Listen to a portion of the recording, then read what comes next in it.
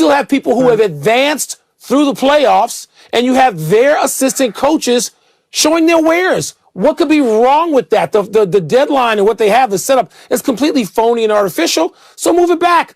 Move the whole thing back a month. The new fiscal season of the NFL that I guess starts in March. Move it back. Who cares? Move the draft back. Yeah. So the NFL wants to be 24/7 entertainment anyway, 12 months a year. Yeah. So how could you be against this? Well, I am against it because it strikes me as too restrictive. It strikes me as artificial boundaries for no reasons at all. Most of the teams that need new coaches are bad teams, so they fired their coaches.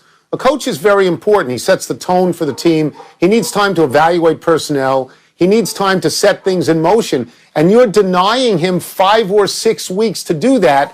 So in my mind, you're almost making a bad team worse by not allowing them to hire somebody. If you find somebody you like, look at Jacksonville and Urban Meyer. I don't have a problem with doing that. I really don't. And I think this is artificial, and it's interesting that you don't.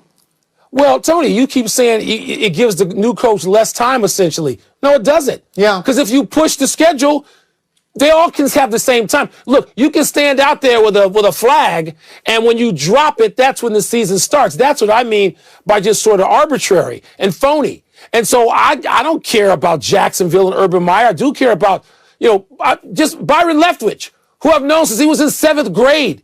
I mean, he's out there, he's coordinating this offense. I understand that Tom Brady's there, but you know what? All these other coaches, they get benefit of the doubt when they have great players. So Byron Leftwich, just to pick one of the guys working last weekend, he should have that opportunity too. And if this promotes that, there's no way I'm against it. Again, I'll return to something. I mean, and you're right about this. It gives the NFL a greater play over a 12-month period of time, because if you wait till after the Super Bowl, there'll be a head coach frenzy, and for at least a week, the NBA and the NHL, they won't even be in the newspaper because everybody be latching on to this. I think there's a way to circumvent it, though. I mean, if you think you want a new coach and you've talked to somebody, you could fire a guy after 12 games or 13 games and then hire the guy you want. So this has flaws too. It's not perfect, has flaws. It's not perfect, Tone. I agree with you there, and you point out that, we know that people will be trying to strike deals under the table so they can get their guy earlier.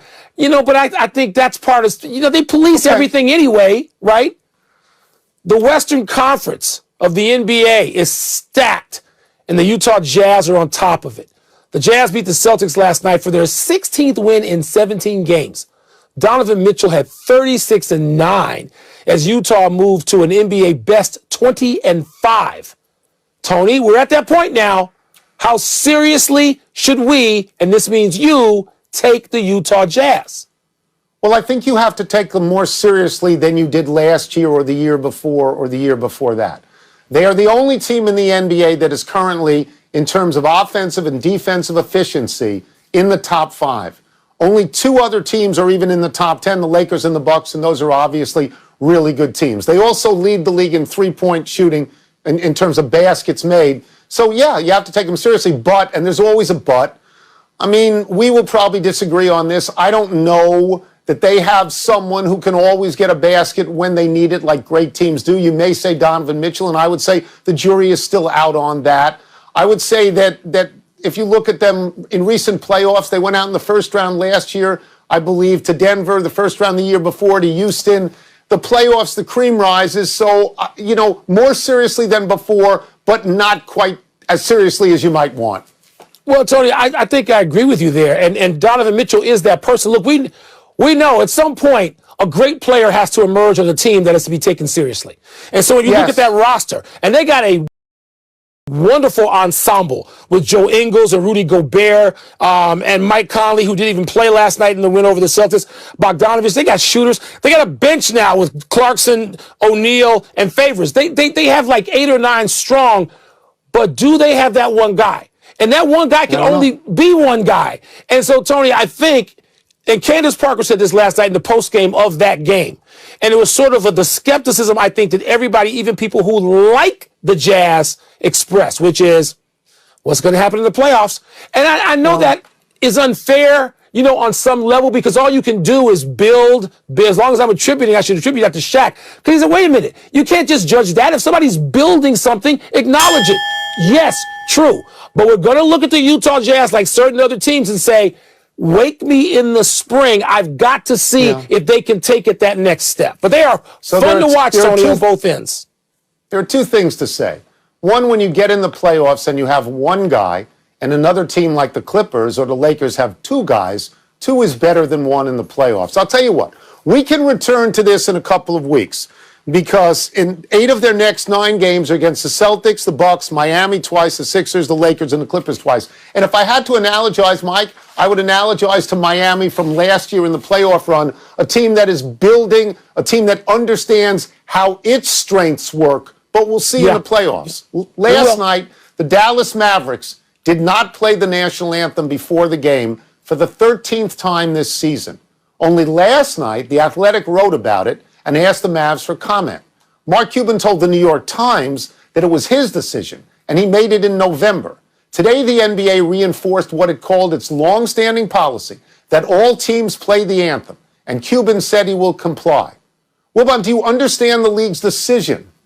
Yes, I understand the decision. That doesn't mean that I think it's particularly imaginative or creative the way they're dealing with it. And Tony, in this case, Mark Cuban seems to me, among owners in any sport where the anthem is played, which is all of them in America, Mark Cuban seems to have examined this issue as thoroughly, probably more thoroughly, and been on all sides of it, and has come to have a reckoning with how complex an issue this is. And I don't think there was enough listening to Mark Cuban. Mark Cuban seemed to listen and said also, okay, I get it. This is a league rule. Well, the league's already gone around one of its rules, which was you have to stand for the anthem, and they stopped enforcing that. So I don't want to hear about what the rule is. They can do what they want. But I think that Mark Cuban really should be a guy who sets the tone for this discussion, given his own reckoning with the anthem and how complex this issue is. So we've had this discussion on the air before, and I've said many times, though it was pointed at football first, but it's applicable to all sports, that you don't have to have the anthem.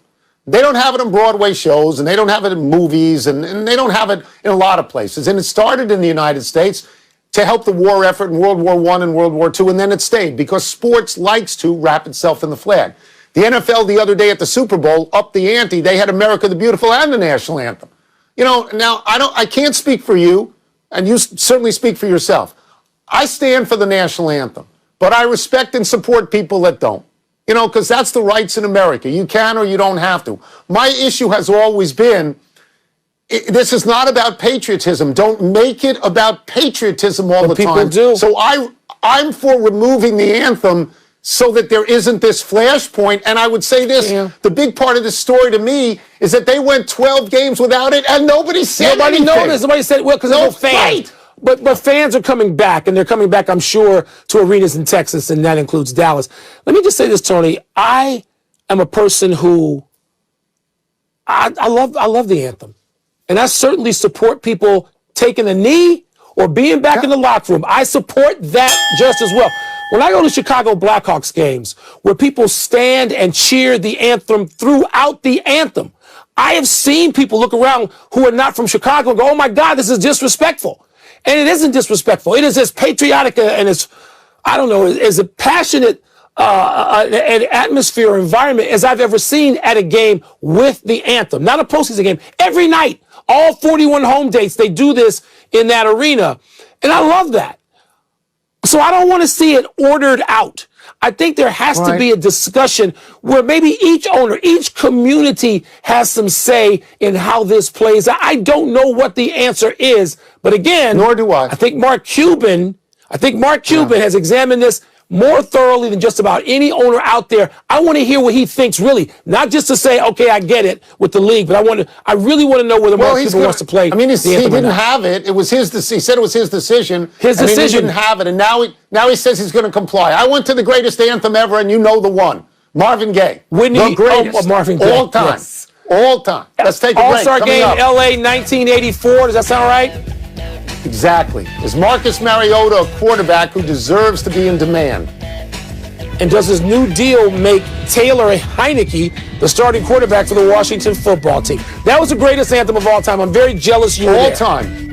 All time. That's right. Yeah. So. By Toyota.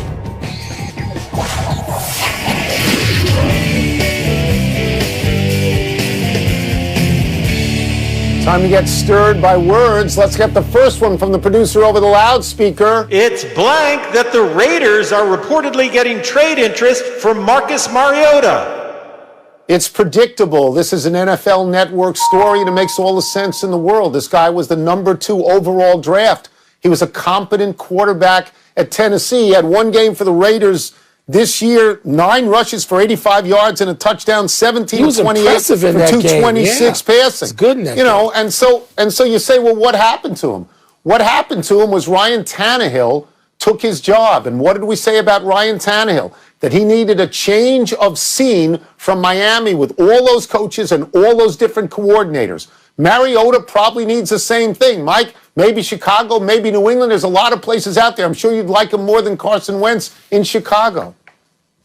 Yes, I'd like him more than Carson Wentz. I'd like you in a white coat more than Carson Wentz in Chicago. More so than predictable, Tony, it's prerequisite. If you don't have Patrick Mahomes or Tom Brady, chances are you're looking around, or Aaron Rodgers, chances are you're looking around at some other quarterback, casting your eyes lovingly or desperately, in the case of certain teams, at somebody else's quarterback, thinking you can upgrade, thinking if you're a GM and you've screwed it up by passing over quarterbacks in the past, you can save your hiney by going out and getting somebody else's quarterback by poaching. So, yeah, Tony, prerequisite. That's the storyline in the NFL right now as we go into this hot stove NFL time. Quarterbacks moving. Your anger at Ryan Pace never ceases to just please me tremendously. What's next? Washington's new deal with Taylor Heineke is blank. Comforting. Look, he just got a deal, a 2-year deal for $8.75 million. That's not starter money, but that's good backup money.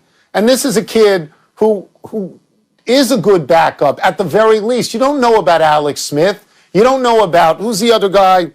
Ryan, what's his name? Kyle Allen. You don't know, he's not even protected by them. This kid came in a playoff game, and he was so good that Terry McLaurin said of him, and I want to quote this accurately, "I'll take number 4 on my team any day of the week and twice on Sunday." And Chase Young pointed to his number and his name on the back of his jersey and put that on camera. Ron Rivera is comfortable knowing that if he's got this kid and he's got to put him in the game, they're going to be all right. Tony, all that's true, but this new deal is rewarding. It's rewarding because Taylor Heineke was out there and he did a better job against Tampa's defense than the baby goat. I mean, he scored some points. He kept his team, the Washington football team, in contention. By the way, that's like second to third string money. There's plenty of second string guys making more than that. So this is not the Washington football team didn't have to sort of, reach deep into the coffers and come out with some money, from who knows where. This was a nice little pat on the head saying thank you for a job well done. And you know what? Heineke deserves that for what he did in that playoff game. 100%. That's it. Eat thine words, Sir Wilbon. Let's take one last break, but still to come, more dysfunction within the Houston Texans. And Jimmy Butler, he tried to act his way into a foul call. Did you see that clip, Tom? I did. By the way, Tyler Heineke, that may not be a lot of money by NFL standards, but it's a lot of money by what? Happy time, people. Happy 62nd birthday, John Calipari. This can't be the happiest of birthdays for the Kentucky basketball coach. His Wildcats are 5-13, nowhere to be found in the rankings. It's a rough year for many of the basketball blue bloods like Duke and Kansas and North Carolina and Michigan State. But 5-13 is the worst record a Calipari Kentucky team has ever had. He's been a terrific coach at UMass, Memphis, and Kentucky, gone to the Final Four at all those schools, though appearances by UMass and Memphis were later vacated for recruiting violations. Calipari won the national championship at Kentucky in 2012. He's been to 4 Final Fours there, and he's in the Basketball Hall of Fame. Calipari basically invented the one-and-done college player. Everyone wants to play for him because he has more former players in the NBA, 30, than anyone. And Tony, how about these one-and-done guards in the NBA? Just right now, just in the last few years. Maxey, Monk, Gilgeous-Alexander, De'Aaron Fox, Tyler Hero, Wall and John Wall, Jamal Murray, and Devin Booker. That's just guards. We didn't get to anybody over like 6'5" or 6'6" in that whole list. So he's still churning it out, man. He's doing it. Happy anniversary, Green Bay Packers. On this day 29 years ago, Green Bay traded a first-round pick to Atlanta for Brett Favre after the Southern Mississippi star spent most of his rookie year watching someone named Chris Miller play quarterback for the Falcons. Favre played in only 2 games, threw only 4 passes, 2 of which were intercepted. He had no completions. Jerry Glanville had no use for Favre. This put into motion an extraordinary run by the Packers of just 2 quarterbacks for 30 years, Favre and Aaron Rodgers. Both have been MVPs, both have won Super Bowls, and both have made a pile of dough during commercials. Rodgers selling insurance and Favre selling those dopey copper sleeves and razors. Will today's Packers pull a reverse Favre and trade off their own quarterback prospect, Jordan Love? Tony, you mentioned Jerry Glanville. I can't help it. I mean, the last time I saw Jerry Glanville, you'll get a chuckle out of this. I think I told you at the time. We were on a cruise ship going to Alaska, and Jerry was the entertainment. Glanville was entertaining a cruise ship full of NFL, lace heads, and it was just, he was funny. He was as funny as you imagined he would be, and it was sort of weird but fun. NFL stands for not for long. Not for long. Happy trails to Jimmy Butler trying to snare a flagrant foul. Late in last night's game against the Knicks, Butler got fouled under the basket. He lay down, writhing in agony on the floor to try to get the referees to give him extra shots. Butler had his hands covering his face. The giveaway was when Butler peeked out from under his hands to see how much sympathy he was getting, and he started grinning, which pretty much ended that piece of theater. Miami won the game. On a personal note, those flamingo uniforms of Miami's with the shimmering pink and blue stripes are the ugliest things I have ever seen. They are worse than Chico's bail bonds. They're the worst uniforms ever. The league should ban them. With Jimmy Butler, Miami's 7-5, and they're going to get back in it, but they're 7-5 with him. They're 3-9 without him. This suggests who their most important player is, and they better find a way to keep him out there for the duration of this regular season. One error, Marvin Gaye performed his All-Star Anthem in 1983, not 1984. That is really tacky. I was there. Just to be there was great. We go to the big finish. The NFL Network reports that Ravens offensive tackle Orlando Brown Jr. wants to be traded. Does that make sense? Well, he's been moved to right tackle, but left tackle, which he's also played. That's where all the money is, Tony. So, yes, it makes sense that he would want more money. Texans president Jamie Roots resigned, finally. Is that a big deal? I don't know. I don't know anything about them. The Houston Texans seem to be dissolving. It's not working. NBC plans to carry the Olympics opening ceremonies live at 6:55 a.m. Eastern Time on July 23rd when I'm wide awake. Are you surprised? Yeah, that's approaching lunchtime and a second or third dog walk for you. Yeah, you just re-air it later. It doesn't make any difference. I mean, no. Venus lost, but Serena advanced easily in the Aussie Open. Your thoughts? God bless Venus, but she's out in the first round everywhere, and Serena is going to go to the finals. Last one, Bucks at Suns tonight. You'll be there. Who you got? Tony, I got a seat at a basketball game, a real live NBA game, which I haven't been to one of those since last early March. I'm just happy to be in the house.